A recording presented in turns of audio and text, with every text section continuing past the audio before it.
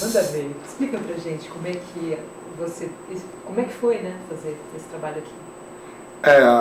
A primeira ideia, o primeiro projeto, ele era bem próximo ao que a gente executou aqui, né? Ter o lance da projeção, a música de forma instrumental e a montagem, assim, de forma aleatória, né?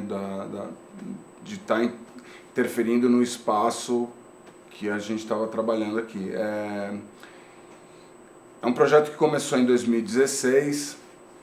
No começo de 2016, eu nunca executei ele no formato que eu executei hoje, né? Tendo a projeção, o áudio instrumental e a escada. Quando eu fiz ele em galerias, eu toquei, mas já era uma instalação que já estava montada para o projeto dispositivo ali da galeria, né? Hoje foi mais livre, né? Acho que até o processo de estar montando ela, eu fiquei pensando em quão ordenado era o começo, né? Acho que o começo tinha uma lógica meio até com mais forma, né? E a execução hoje aqui ficou mais caótica, que eu acho que era a ideia inicial, né? Nas projeções, as fotografias que eu fui produzindo, né? Com essa instalação, quando eu saía com ela montada já do ateliê, né? Então, todo esse processo da fotografia que eu fiz da escada errada, quando eu fiz nas redondezas do meu ateliê, ou quando eu fiz na Vitor Tivita, que era a praça que a gente ocupou ali durante o período, foi mais livre, foi mais desconstruído, né? Porém, é a primeira vez que eu faço uma montagem que já executa num período direto, né?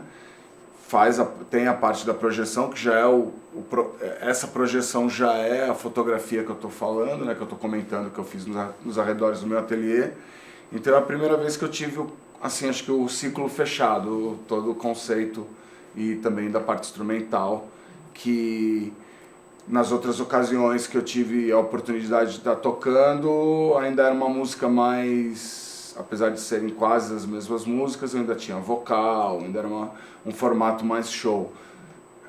Acho que hoje a história foi de tocar instrumental e tá tendo essa intervenção. Eu fiquei curiosa para saber isso, dessas fotos que você projetou aqui hoje, como que você produziu elas? Eu não tenho nenhum, assim, trabalho de fotografia anterior, né? A última sessão que eu fiz com material analógico de fotografia foi em 1997, então eu já estava quase 20 anos sem pegar uma câmera analógica e produzir. Procurei nessa produção usar o médio formato, acho que pelo tamanho também do negativo que eu poderia manipular na colagem, né? Foi uma colagem que eu fui assemblando junto com o Durex até bem danificado, eu queria que o Durex fizesse parte, né, da textura. Tem muito desenho que foi acontecendo também, que é risco, né, com ponta de compasso, com o que estava ali no ateliê próximo. Elas são colagens de datas variadas, né? É um período que eu fotografei e fui somando intervenção numa praça, intervenção na rua, intervenção em casas abandonadas. E aí foram saídas, assim? Isso, foram 4 ou 5 saídas. Talvez pela tua vontade de ver a instalação montada em outros ambientes, assim, o que te levou para fora do ateliê? Eu sempre usei o erro sempre foi uma virtude na história, porque às vezes eu planejava uma saída e enquanto eu estava montando a luz estava certa, estava tudo legal, e quando eu ia fazer o processo já de fazer o registro, já tinha mudado a luz, a sombra já estava diferente, então eu também tinha que me adaptar ao timing ali, né, do processo. Eu acreditava que eu ia danificar ou reutilizar na colagem todos os registros, né, fotográficos, mas várias fotografias, quando eu revelei, eu olhei e falei, não, isso é uma foto, eu não vou danificar esse material para fazer essa colagem, né? E aí muita coisa também eu fui salvando, fui guardando como um registro fotográfico, assim, que a obra virou a própria foto, né?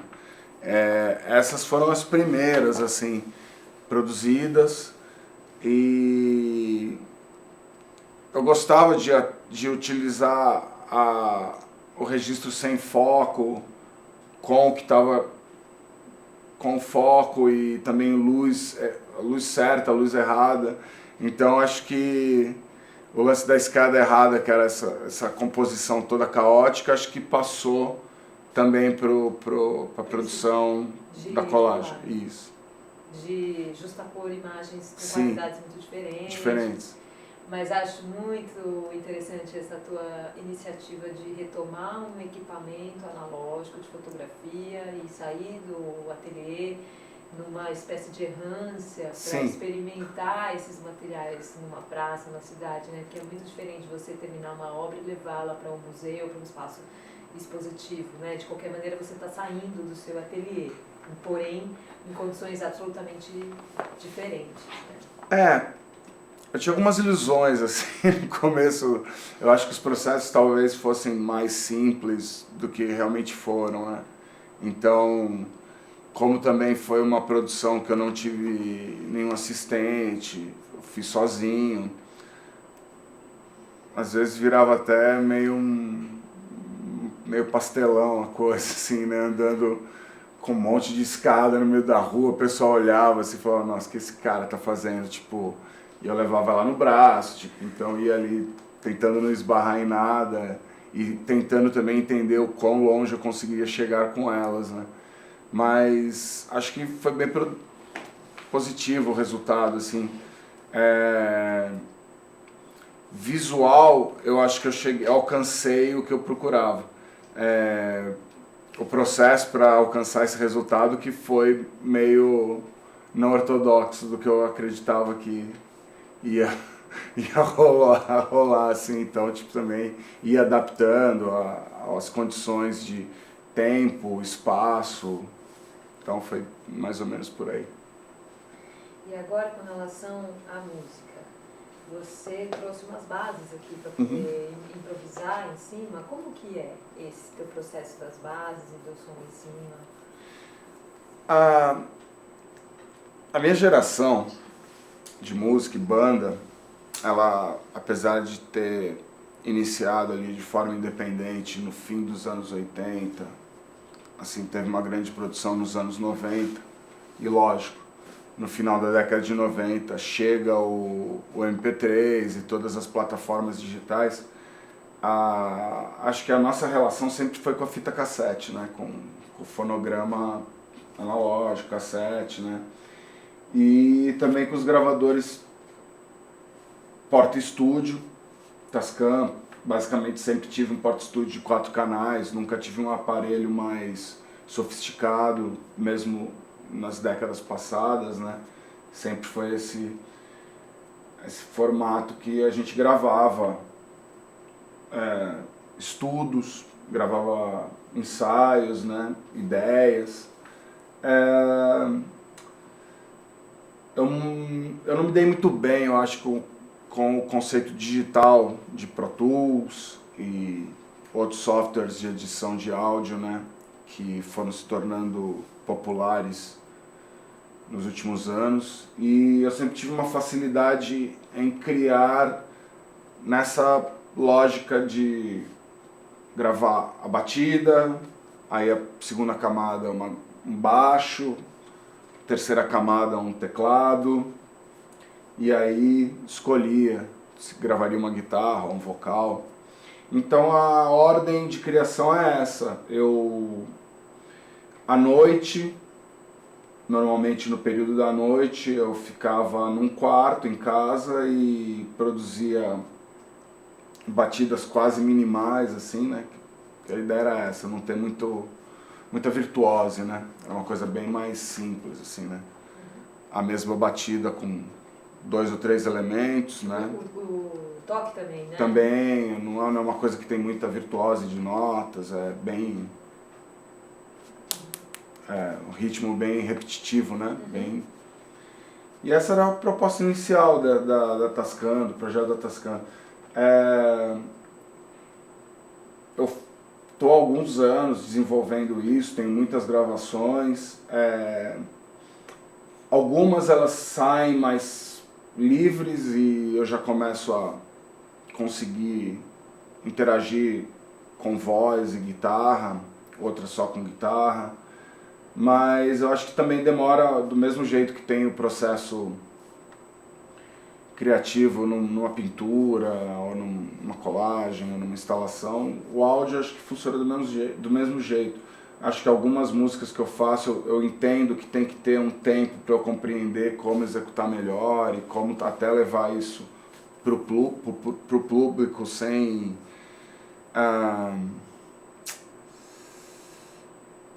com mais conceito mesmo, né? Não tão descobrindo ali no momento, né? Acho que esse formato do Tascam foi um que eu fui trabalhando.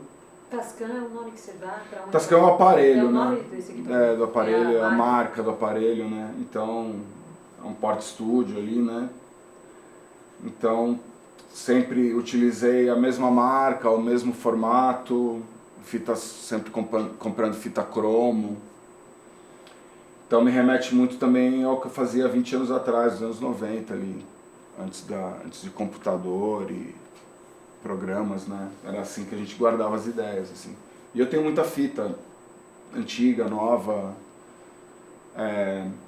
Quando eu era criança, nos anos 80, 87, sei lá, 86, 87, tinha sofrido aquela influência de rock and roll, heavy metal. Eu não tinha uma guitarra, então eu tinha um violão, eu colocava um fone de ouvido desses grandes e captava a minha gravação de violão num 3 em 1. E ali eu aprendi a fazer overdub, meio de forma primitiva, né? Sempre tive essa intuição de ir criando de forma não convencional, né? O pessoal escutava e falava, uma guitarra. Eu não falava nada, mas não era uma guitarra, era um violão de 4 cordas ali, tocando distorcido, né? Distorção, essa acústica do fone de ouvido com o 3 em 1 gravado, com os LEDs todos estourando, num gradiente.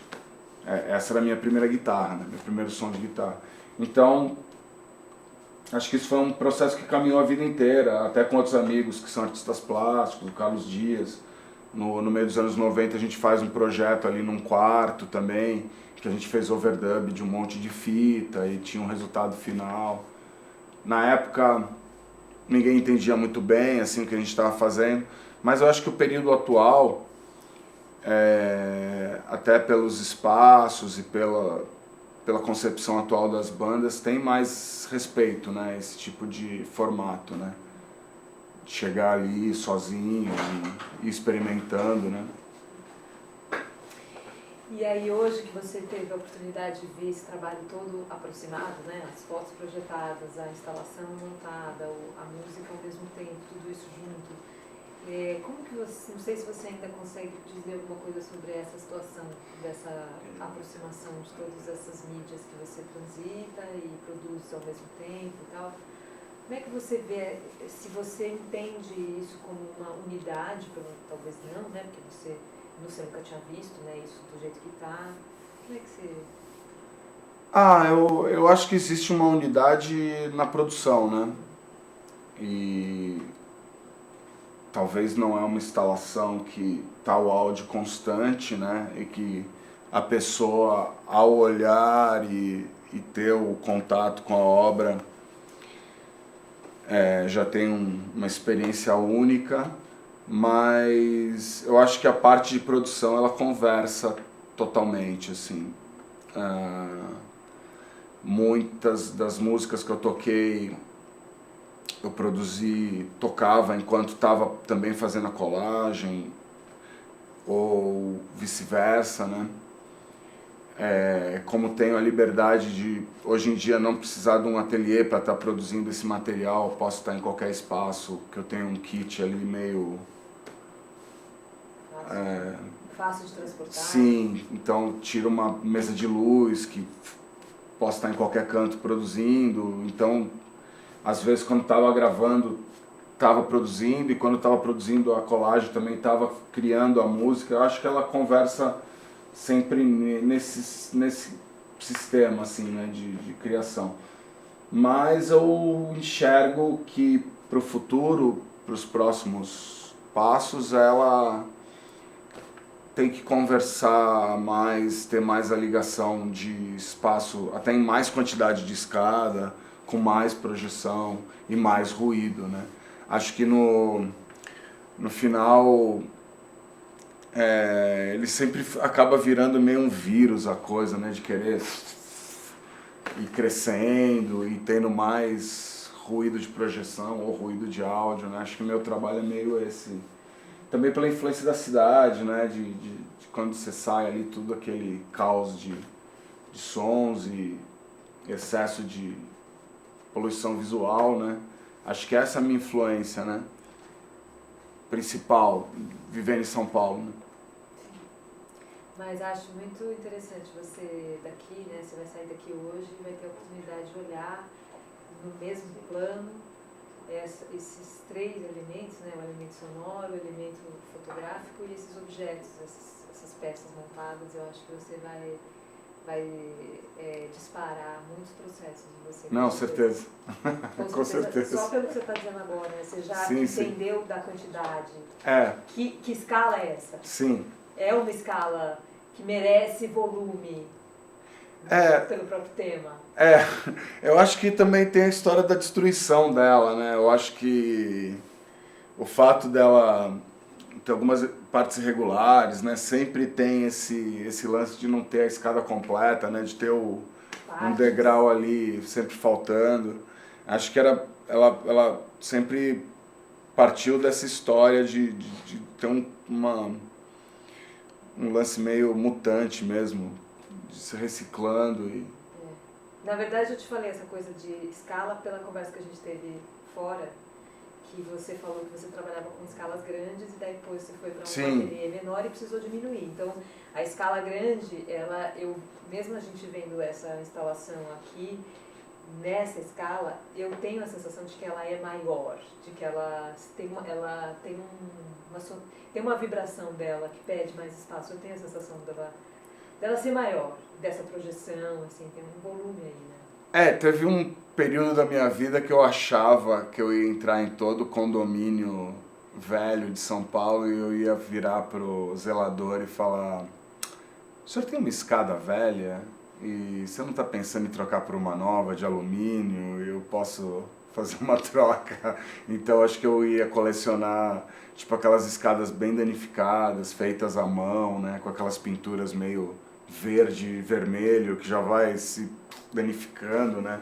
Esse era um sonho assim de um colecionismo para produzir uma instalação, né? Acho que pode ser o futuro também, tipo, demanda mais tempo, né, mais conversa e pesquisa, mas acho que esse é um formato atual que funciona pelo meu modo de produzir, mas acho que partindo para um espaço maior eu queria ter essa...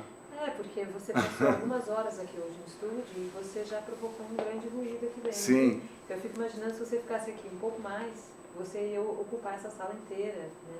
Porque você lida com esses materiais que tem um tamanho que você está propondo mesmo. Tem a... E a tua própria atitude, né? Não estou dizendo, olhando para essa instalação, dizendo o tamanho que ela tem, porque isso a gente não precisa dizer, a gente está vendo. Mas eu estou dizendo o tamanho do seu gesto. Sim, certeza. O seu gesto, ele preenche o espaço. Você trabalha com grandes escalas. Isso dá para perceber olhando para esse cantinho que você se conteve nele, entendeu?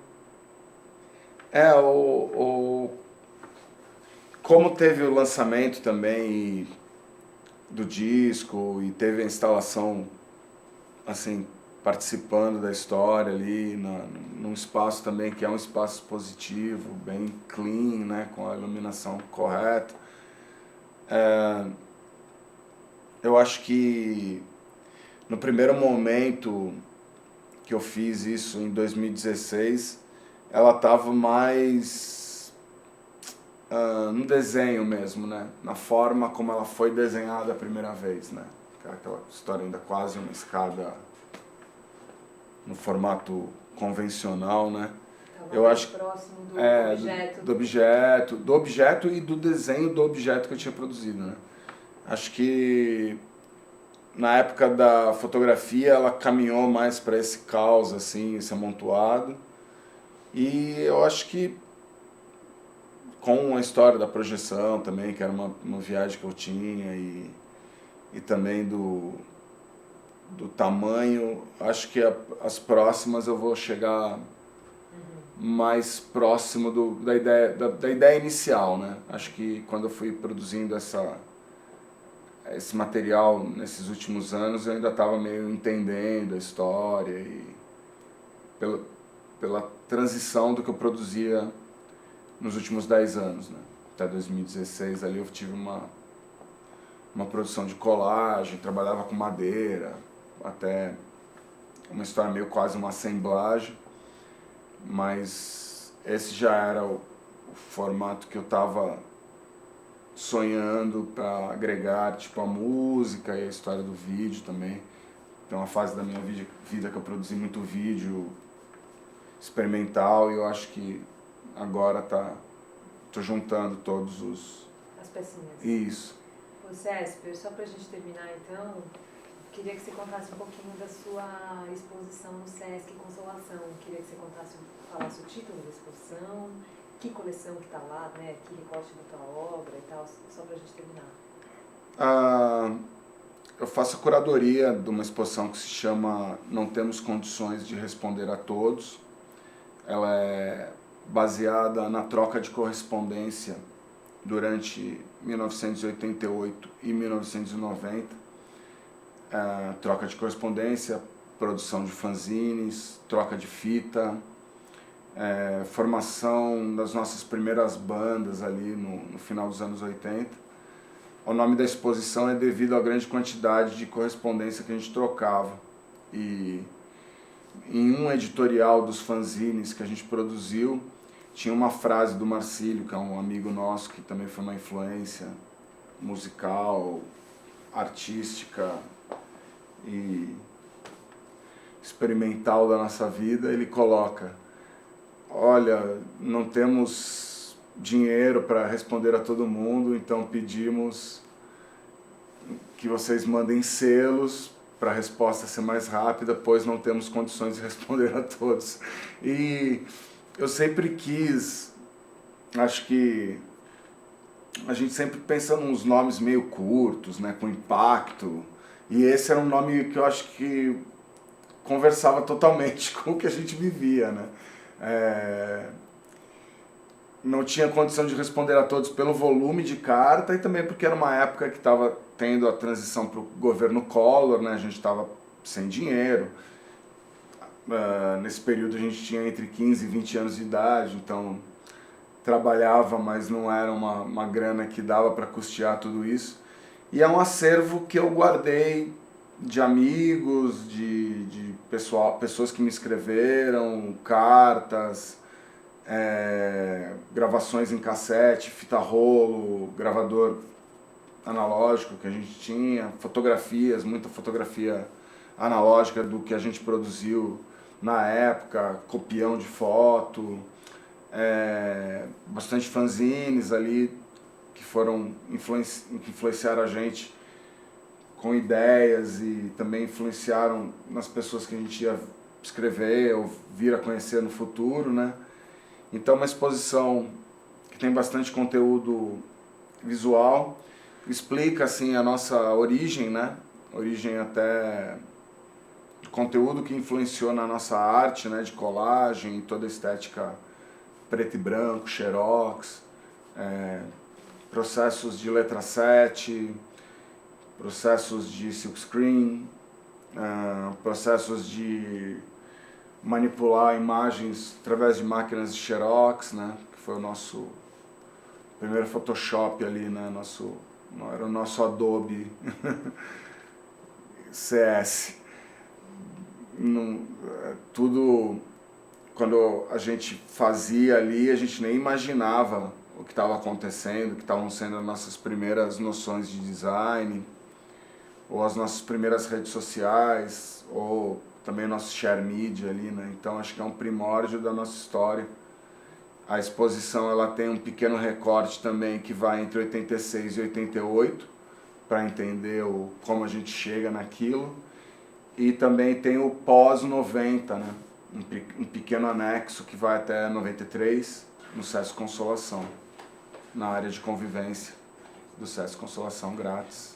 Demais, SESC. Obrigado. Parabéns. Foi demais te ver hoje, te conhecer. Obrigado a todo mundo.